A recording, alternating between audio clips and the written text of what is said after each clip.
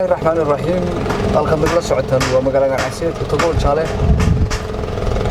labiyo tobankii saacadood ugu dambeeyay qaar kamid ah gudida iskaashatooyinka bajaajleyda oo ah ugu adeeg badan isla degmadaasi oo dooranaya hogaankooda cusub imika waxa noo martiya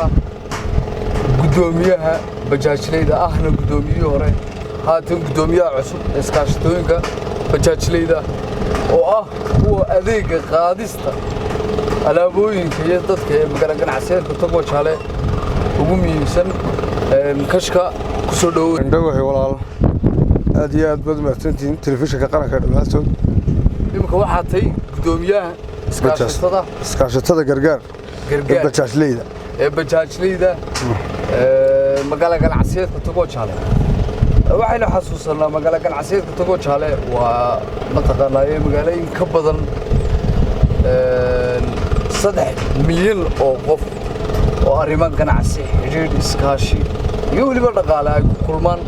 haday noqoto qoomiyada kala duwan ee Jamhuuriyadda Somaliland iyo qoomiyada kala duwan ee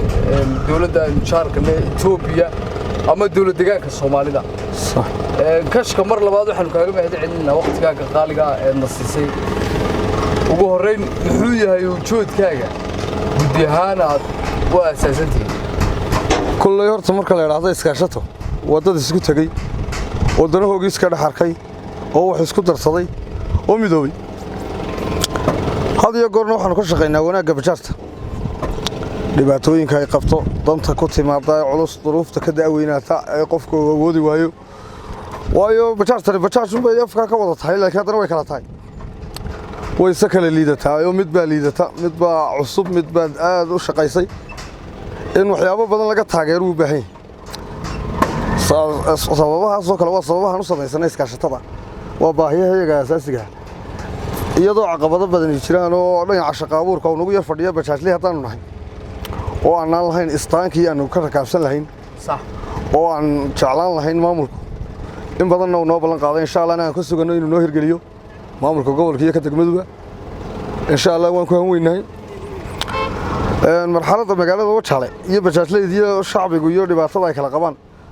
hal dhibun baan ku qabnaa anagu shacbiga way horta mid faa'iido waan ku qabnaayo magaalada waxa maro waa 480 bajaaj way 480 ka bajaaj waxa kala wata mulkiilayaal iyo darawallo inta badan waxa laga dhex tagaa alaabo yar yar sida telefoonada waxyaabaha qaarkood adeega yar yar bulshada intaas oo dhan anagu ba ka shaqeyno oo isku soo ururino oo dadku noogu yimaadaan gooban xafiis oo leenahay bay wuxuu isku yimaadaan oo dadkuna naga helaan inta waxaanu kala badbaadinaa shacbiga iyo bajaajleydu si aan isku nicin maadaama dad isku adeegayeen had iyo goor mudane gudoomiye sidee baad u wada shaqeysaan maamulka degmada Jamhuuriyadda Somaliland ee magaalada ganacsiyeedka Togo Jale si wacan haye maamulka si wacan baan u wada shaqeynaa oo shaqeynteedu way fiican tahay ka amni ahaan iyo ka shaqo hawlgala ahaaneedba hawlaha iyaga khaaska ah baa inta badan waxa nagu yar fadhiya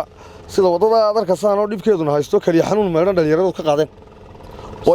in ka badan 20 dhalinyaro maanta u fadhiyaan kaliya xanuun darteed iyagoo 20 jirba gaarin qaarkood way waxaan jeclaan lahayn xagga kaga yar faa'iideysan lahaa fursadda sax maamulka gobolka wada saabka dhammaan inta nagu jeeb dhaanta oo dhan in ay si mug iyo miisaan leh ay noo garab istaagaan wadada iyo shaqo abuurka waayo waa dhalinyaro aad u badan oo dalkoogii aaminayna ka shaqeystaan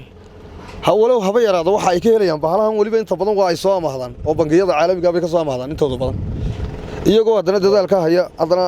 dhibaatooyinka way u dhabaradagaan waa dalkoogii wax u dhamaana ma jiro Allahu musta'an waxaan u maleynayaa barnaamijkeenan gaarka ah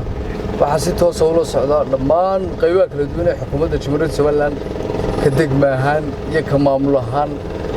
sidoo kale wasiirkii mataqaanaa ganacsiga iyo iskaashiga caalamiga haday noqoto mataqaanaa wasaaradda arrimaha gudaha haday noqoto wasaaradda gaadiidka iyo horumarinta jidadka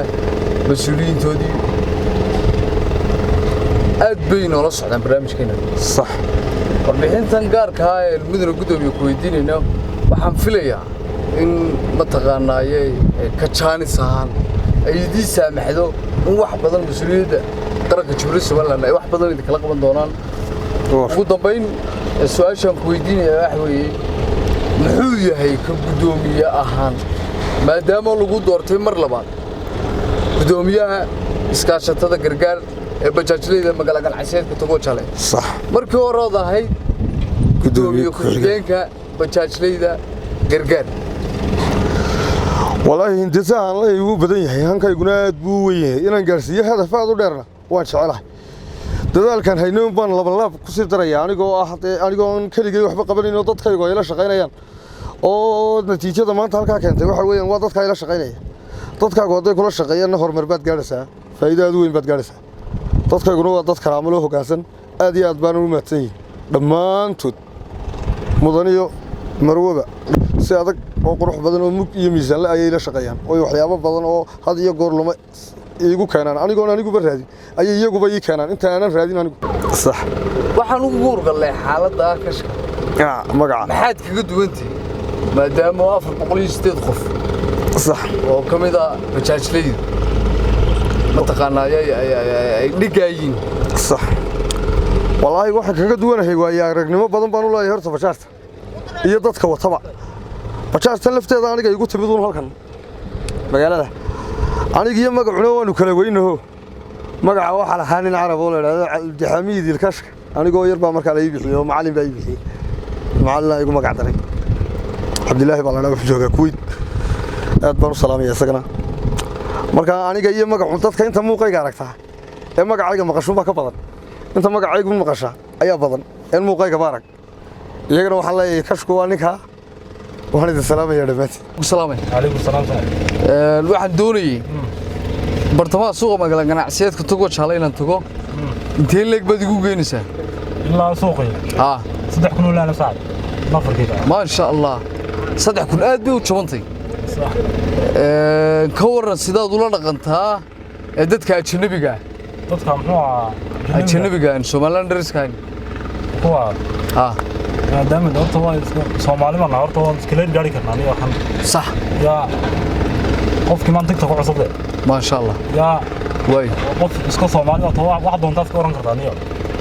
يا قف يان كلا سنه دالبيسي سا ادياد يا alaab baan imika sitaa kombiyuutar qaali ah igu jiro ka badan $5,000 hadii aan kugu ilaabo ma ka heli karaa dad wiilow taasoo wiil ka tasaa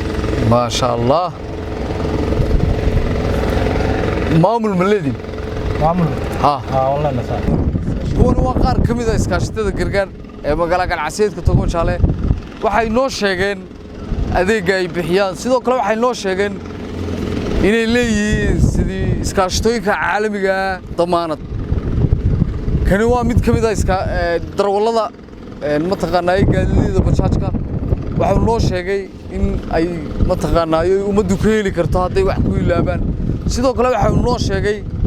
in mataqaanaa ay leeyihiin qawaaniin iyo shuruuc caalami ah oo gudidayo